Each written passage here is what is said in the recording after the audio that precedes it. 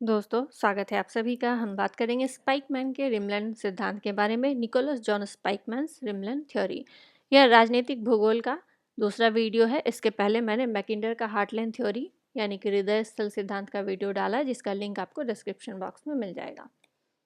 Spykman का rimland सिद्धांत को बही भूमि सिद्धांत भी कहते हैं, जो उन्होंने अपनी पुस्तक 1944 में द ज्योग्राफी ऑफ पीस में दी।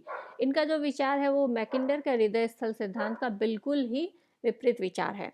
स्पाइकमैन ने यह कहा कि हृदय स्थल का जो चतुर्दिक क्षेत्र है वो ज़्यादा महत्वपूर्ण है, जिसको उन्होंने रिमलैंड का नाम दिया।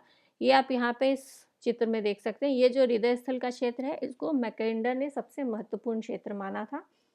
और इसके चारों ओर का जो क्षेत्र है, यूरोप और एशिया का क्षेत्र, जिसको स्पाइकमैन ने रिमलैंड का नाम दिया। और उन्होंने इस शेडेड क्षेत्र जो देख रहे हैं, इसको उन्होंने ज़्यादा महत्वपूर्ण माना। तो रिमलैंड का जो क्षेत्र है वो अंशतः महाद्वीपीय और अंशतः महासागरीय क्षेत्र है। स्पाइकमैन के अनुसार जो भी शक्तियाँ रिमलैंड को नियंत्रित करेंगी वो विश्व के शक्ति संबंधों को नियंत्रित करेंगी, और अगर ये शक्तियाँ जो है आपस में मिल जाए तो इससे जो भौतिक और मानव संसाधन की प्राप्ति होगी वह हृदय स्थल क्षेत्र में, मैकिंडर के हृदय स्थल क्षेत्र में कभी भी नहीं हो सकती है। इन्होंने स्पाइकमैन ने सागरीय शक्तियों को ज़्यादा प्रभावशाली माना, और सागरीय शक्ति ही यह वजह है कि जिससे यूरोप और एशिया जो है एक इकाई के रूप में संगठित हो पाया, ऐसा स्पाइकमैन का मानना था। उनका यह भी मानना था कि अमेरिका, संयुक्त राज्य अमेरिका, रूस और ब्रिटेन को जो है स्थायी वैश्विक शांति के लिए सामूहिक सुरक्षा प्रबंध करनी चाहिए। यानी कि जो भी वैश्विक रूप से महत्वपूर्ण शक्तियां उस समय थी, 1944 जो है वो द्वितीय विश्व युद्ध का समय था, उस समय द्वितीय विश्व युद्ध चल रहा था। तो स्पाइकमैन ने माना कि सामूहिक सुरक्षा हेतु विश्व की महत्वपूर्ण वैश्विक शक्तियों को एक साथ प्रयास करने की आवश्यकता है। अब देख लेते हैं, इन्होंने सामरिक सूत्र दिया था। इनके अनुसार, स्पाइकमैन के अनुसार, who controls the rimland rules Eurasia, who rules Eurasia controls the destinies of the world.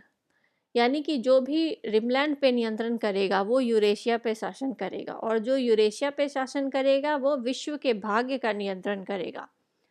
Spykman के अनुसार हृदय स्थल जो है वो कभी भी महत्वपूर्ण नहीं हो सकता, क्योंकि वो जो है साइबेरिया के का बहुत ही ठंडा, बंजर, अनुपजाऊ, कठिन, दुर्गम क्षेत्र है। जलवायु भी वहाँ की बहुत ही कठिन है, और वहाँ का जो स्थलाकृति है वह भी बहुत ही कठिन है। इसीलिए यह संचार, गतिशीलता और शक्ति का केंद्र जो है वो कभी भी नहीं बन सकता।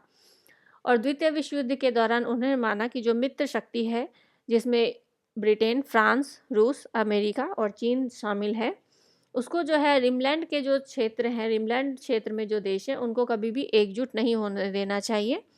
और द्वितीय विश्व युद्ध में जो है जर्मनी की हार के पश्चात जो है संयुक्त राज्य अमेरिका ने काफ़ी सारी सुरक्षा पंक्तियों का विकास किया, जिसमें नाटो, सेंटो, सीटो प्रमुख हैं।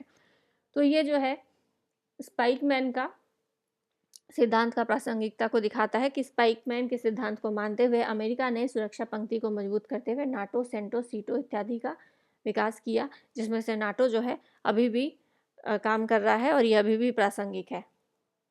अब इसकी आलोचना हम लोग देख लेते हैं कि इन्होंने जो है विवाद समाधान करने के लिए संयुक्त राज्य संघ जैसे संस्थाओं का इन्होंने अपने उच्च सिद्धांत में उचित स्थान नहीं दिया, और युद्ध की जो आधुनिक प्रौद्योगिकी है, जैसे इंटरकॉन्टिनेंटल बैलिस्टिक मिसाइल, आईसीबीएम, परमाणु हथियार, उसके बाद जो जेट विमान वगैरह होते हैं, इसको इन्होंने उचित स्थान नहीं दिया। इसको एक्चुअली इन्होंने अपने सिद्धांत में इनको शामिल ही नहीं किया।